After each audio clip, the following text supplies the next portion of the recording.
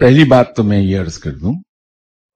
कि दूसरे से दुआ कराना सुन्नत है, उसमें दुआ जरूर करानी चाहिए दूसरे से। ये बात तय है कि किसी शख्स को ये समझना कि इसकी दुआ रद्द नहीं हो सकती,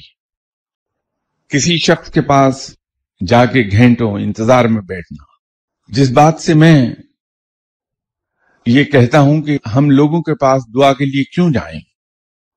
वो बात मैं दोबारा रिपीट कर देता हूं, गर्चे यहां बहुत मर्तबा हुई है कि मेरा रब के साथ ऐसा रिश्ता क्यों ना हो जहां मेरे दिल में ये यकीन हो पूरा कि मेरा रब बड़ा मेहरबान है, वो अपने किसी बंदे को बेसहारा नहीं छोड़ता, वो अपने किसी बंदे को इस मकाम पर नहीं ले जाता कि उसकी दुआएं सुनना बंद कर दे। तो जब मेरा रब इतना मेहरबान है तो मैं जब चाहे उसके हुजूर उसके दरवाजे की कुंडी खटखटा दूं, उसका दरवाजे पे नॉक कर दूं कि या बारी ताला मेरा ये काम है, तू मेहरबानी फरमा काम कर दे।